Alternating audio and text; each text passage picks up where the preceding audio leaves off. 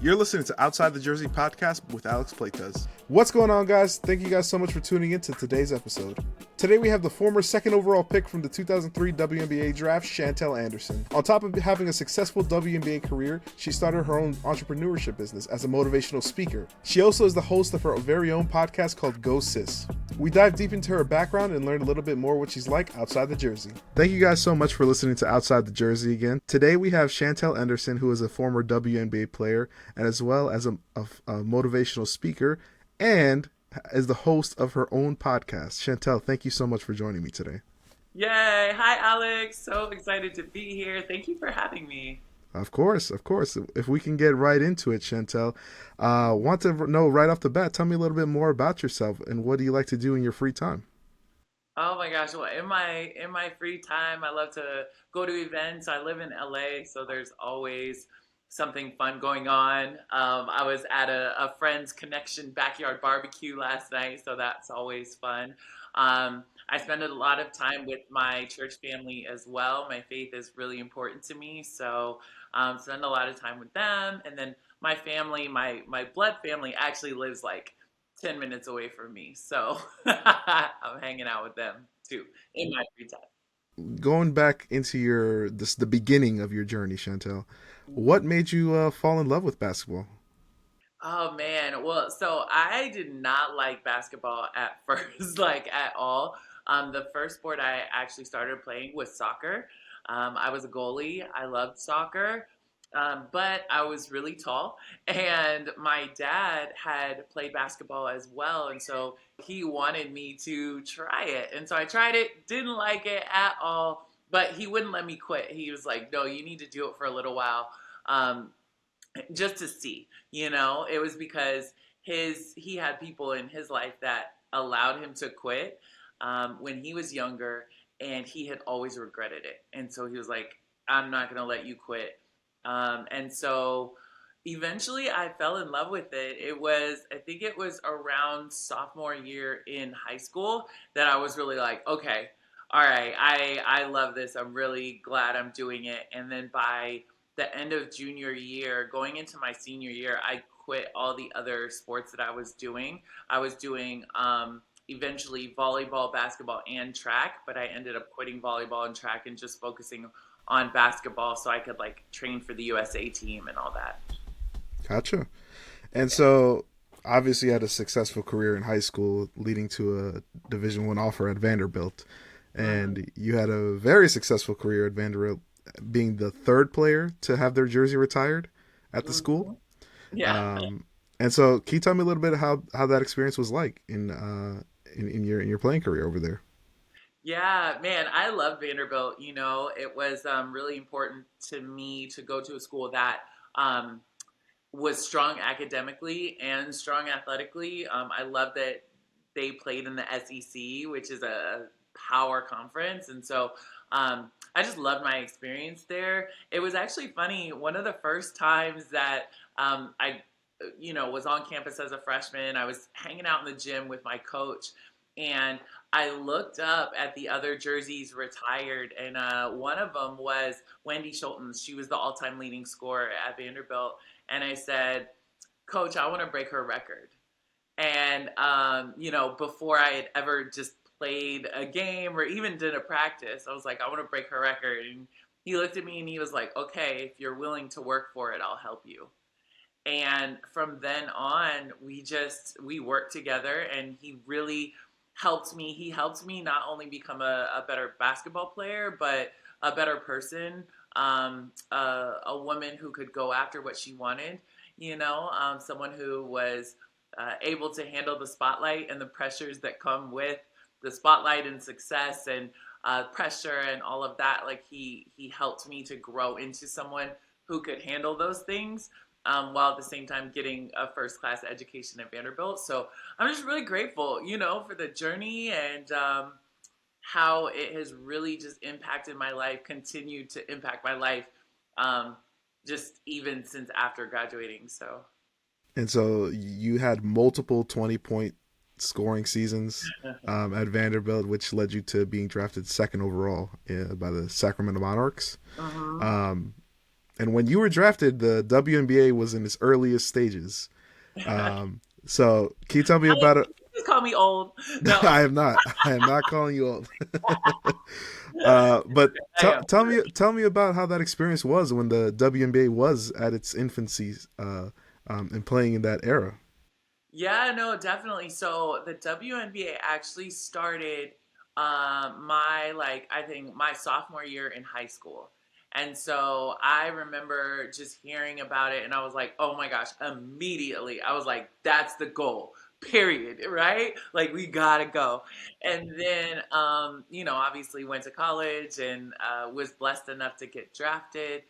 And it was just a dream come true, like up until that point, um, women had to go overseas to play pro at all. And there was the ABL and there was some other leagues, but nothing as marquee and as influential as the WNBA. And so was just really excited about that. It was like kind of, it's in the early stages of anything. You're trying to figure it out. You're trying to make it look like what it's supposed to look like. You have these big dreams. I'm an entrepreneur, so I totally get it, right? You have these big dreams and you know what you want it to look like. But sometimes the money isn't there. Sometimes the access isn't there, the opportunities. And so I think it was just them trying to figure out the best way to make a premier league here in America. And I mean, I think they did a pretty good job for what they had. I mean, we it has to start somewhere, And now I'm super happy for the ladies. They're getting charter flights, and their salaries are a lot of people don't think they get paid enough, and they can always get paid better, right? But they get paid a lot better than we did. I was, like you said, the second overall pick in the WNBA draft, and my initial salary was $45,000. 45,000 something dollars. And it's just like, wait, what? For a second overall? But it's like, yeah. So I'm just super proud of how far the league has come. But it was definitely in the startup phases when I was drafted. Gotcha. And and you played in the WNBA until about 2009, I believe. Yeah. Um, Yep. and So I played for 6 years. In 2009, I wasn't in the league, but I tried out and then I got cut. Yeah. yeah, I know you had a couple injuries that did end Man. your career at the end. Yeah. Um, and you did something that I don't hear a lot of athletes usually do, but you actually transitioned into corporate America right afterwards. Yeah. Um, So so can you tell me a little bit about what that experience was like, transitioning from being a professional athlete to working in corporate America? yeah, for sure. So injuries, I had back to back to back injuries. Like I broke my kneecap, then I tore my Achilles, then I tore my ACL, then I messed up my foot. It was like my body was like, "Yo, we're not doing this anymore." And so I was like, "Okay." I didn't know what I wanted to do, so I jumped into coaching for 3 years. I actually spent 2 years coaching at Virginia Tech, and coaching was amazing, but it's definitely a calling and it wasn't my calling, you know. And so I was like, all right, I gotta find somewhere else, something else.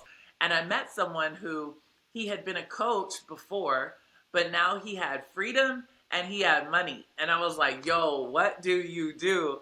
And he said medical device sales. And I was like, yo, I don't even know what that is, but let me go try it.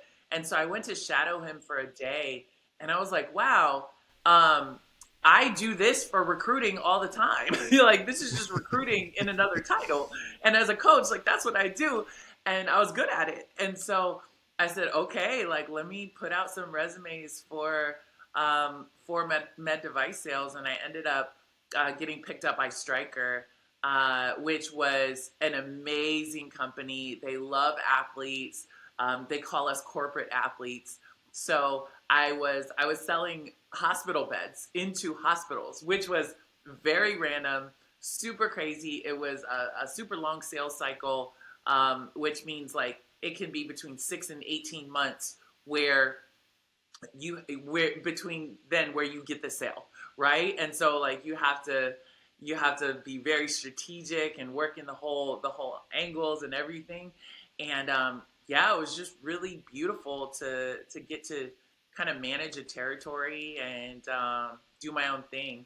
And really, what it did, it prepared me for entrepreneurship. It prepared me to run my own business because after 4 years in corporate America, I transitioned to entrepreneurship, running my own speaking business, and just being kind of like a freelancer.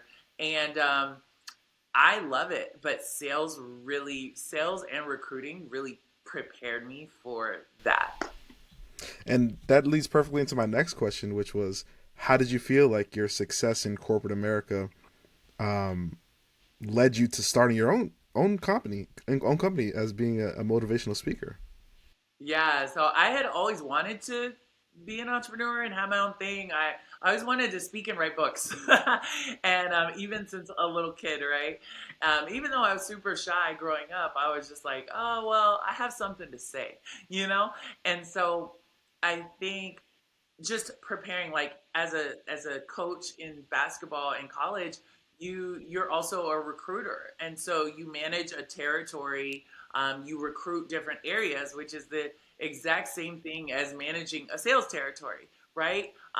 When I was recruiting, I had to learn how to win people over very quickly and turn strangers into friends, right? And then when I jumped into sales, I had to turn strangers into friends, into clients, because people buy from people they like. I had to learn how to close deals and pitch myself, pitch people, and going into my own business, that's what you do is you win over your audience, you win over your clients. You have to learn how to pitch yourself. You have to craft presentations. You have to do all of the things that I was already doing as a recruiter and as a salesperson. I'm just doing it for me now instead of for somebody else's company or someone else's bottom line or somebody else's team. So it definitely prepared me 100%. And I'm very, very grateful. I don't think that God wastes anything. He's just like, he uses everything we go through to prepare us for the next thing. And I think I can definitely see that with my life. Amen. And thankfully you mentioned God, because you also started your own podcast called Go Sis. Yeah. And so wanted to ask you what was the inspiration for starting that podcast? Yes. So I have had a couple different podcasts. I had a spiritual brand for a while called Confidently His. And then my sister, Kristen, wanted to jump into the podcasting game. And she actually had the idea for Go Sis. And she was debating whether she was going to do it by herself or bring on a co host. And then she decided that she was better with a co host. And then she was like, well, literally the only co-host that I think would be appropriate for this show is you. So like, want to do it? And I was like, yeah, that has been the dream, ever since I started even online content. I've always wanted to build a platform with my best friend, and that's my sister. The premise of the show is helping women elevate their lives through faith and sisterhood. And I think like the story, like the motivation behind it is really just, Kristen, my sister, was on TV at the top of her news career for 20 years. She was on major TV. She got all of her dreams. Me, I got drafted to the WNBA, was very successful in my career. I got all of my dreams. And at some point we realized that even though we had everything we quote unquote wanted, our life was still not fulfilling. It was still empty and we were still missing something. And so we both decided to seek after God, and we now live fulfilling lives that we absolutely love, right? And so we want to help other women to know that, like, even with all of your success and even with all of your relationships and all of everything that you can get, like, really the success will always be empty without God. That doesn't mean that we don't want to be successful and that we don't want to do our best and be excellent, but we also need that other side more so than not. So yeah, that's how Go Sis got started. I absolutely love building it with my sister, and it's just the best. And you're only 9 months in, according to your I YouTube channel, know. and you already have almost 800 subscribers. So that platform continues to grow for you guys, and I'm happy to Yeah, see that. no, very, very excited. And we've even had several speaking engagements with GoSys and all of that. So like, just God is building it. You know, we're trying to build it the right way, and grow steadily, and just figuring it out. So yeah, Yeah, amazing. Um, and I want to get your thoughts on a couple of thought provoking questions. yeah, let's do it. But wanted to know, you obviously had experience in the WNBA, and you see the drastic changes it is right now compared to when you played. So, what are your thoughts on the current state of the WNBA compared to when you played? Yeah, man, that's a great question, Alex. And I love where the WNBA is at right now. I think that it's just primed to continue to grow and take off and impact young girls as it allows women to chase their dreams and live their dreams as well. And so I love where the WNBA is at. I think a huge part of helping the WNBA to grow has been the rise of social media and really like the players allowing social media allowing the players to kind of own their brands, own their narrative, own their life and how they communicate and are really in touch with their fans. And so it's just exponentially grown the game, you know, and I think that's really beautiful. You have players that are super marketable, super marquee, and have been building this brand for a long time.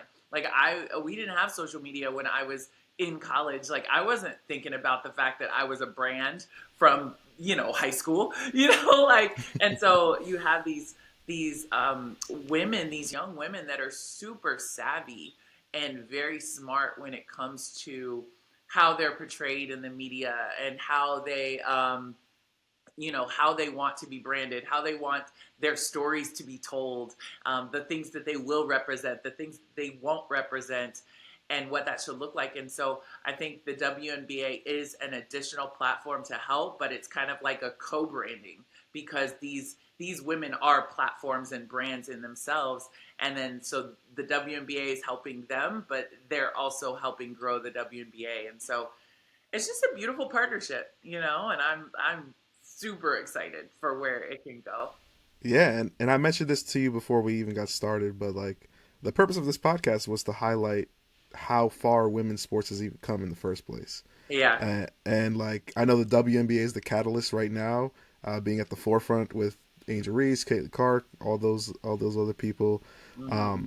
But it like in the next couple of years within this decade, I'd hope to see all other leagues like volleyball and soccer leagues continue to come out the woodwork, Yeah. and really get the traction that the W has. Yeah. Um, Yeah. and I'm excited because I think, the more star power that the league can get, the better it's going to be. And the quality of basketball will just continue to rise, right?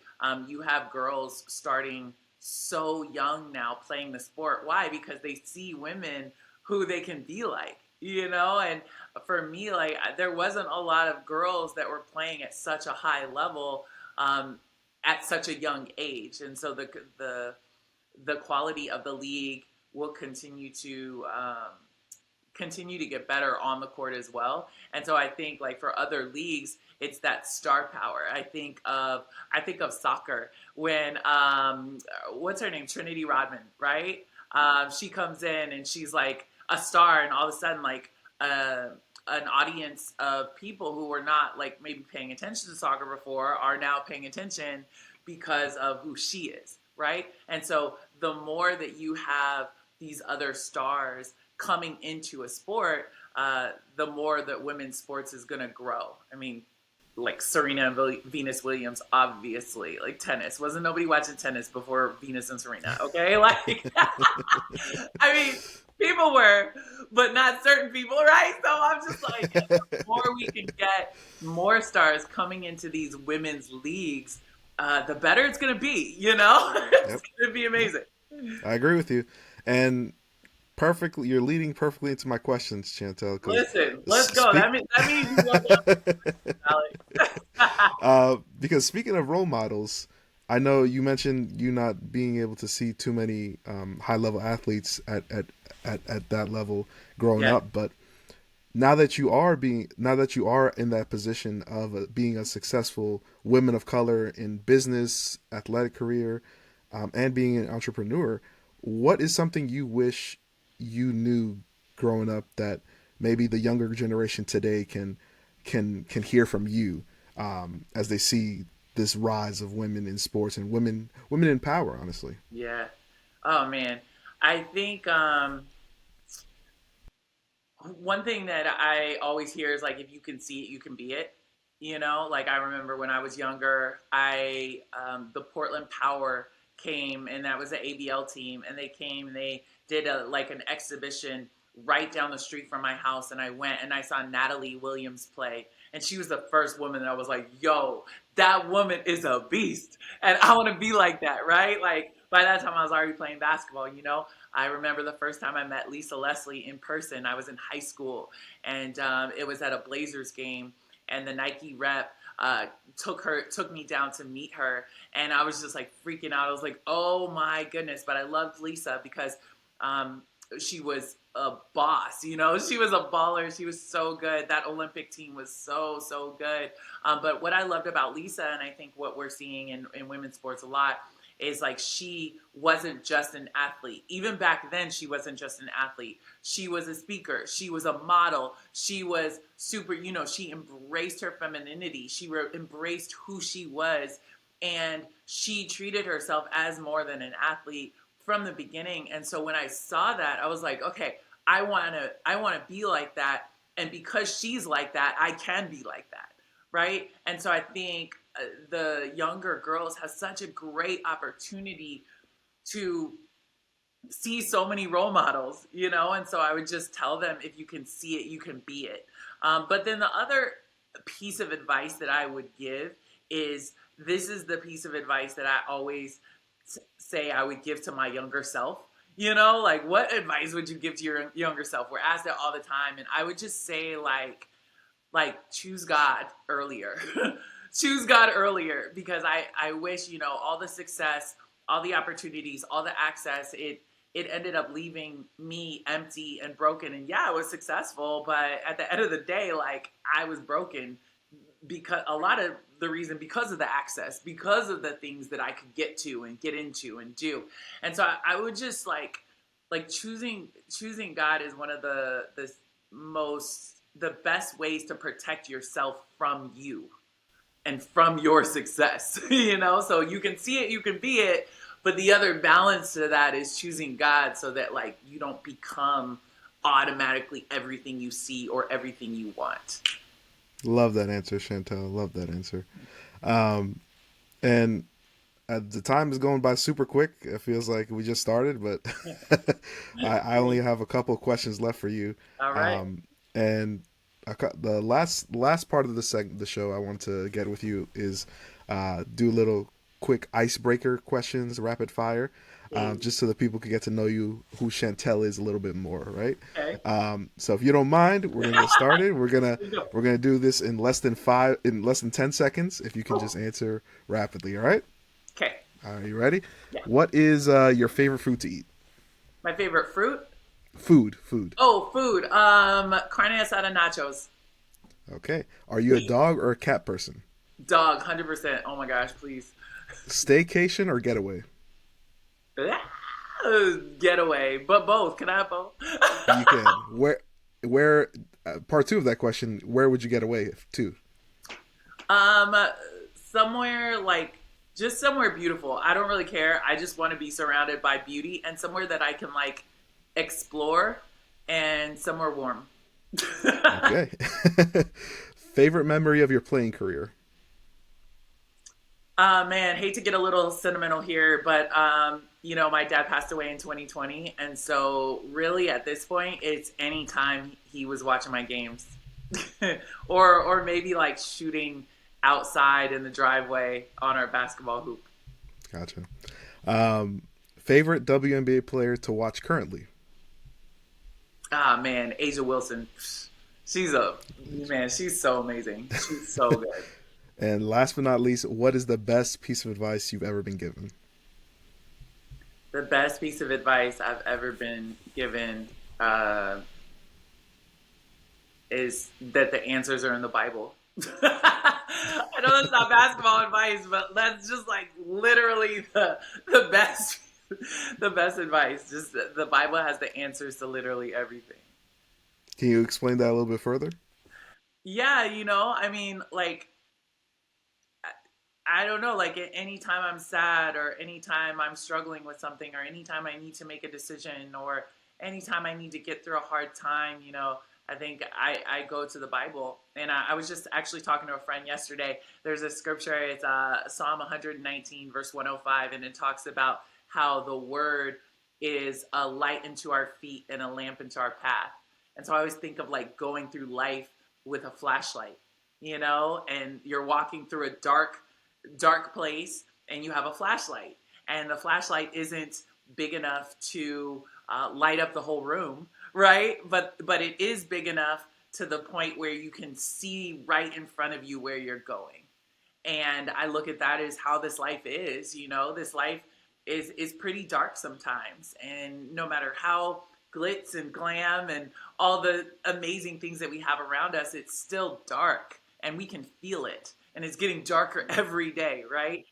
And so a lot of times, like, we don't know where we're going and we can't see. But if we open the word and we use it as our flashlight, then it's not going to make the darkness around us go away, but it's going to allow us to see our path and walk according to it. So yeah, that's why I would say, like, just the best advice is in the Bible. Thank you for that sentiment, Chantelle. I'm sure viewers at home appreciate that, and I definitely understand where that is as well. Hey, man, you're welcome. Listen, I wish I would have believed it sooner. I'm telling you. Regardless, thank you so much, Chantelle, for spending the time with me today. I know you're super busy with your business and going around public speaking at all different companies. But where can the people find you on social media? You can find me on Instagram at Miss Chantelle, MissChantelle. And also the Go Sis podcast, www.gosispodcast.com. All right, make sure you guys go and follow that and drop a like as well. Chantelle, thank you so much for the time. Thank you. Thank you guys so much for watching or listening to Outside the Jersey. Don't forget to subscribe so you don't miss an episode. You can follow us at Outside the Jersey on TikTok and Instagram. Until next time.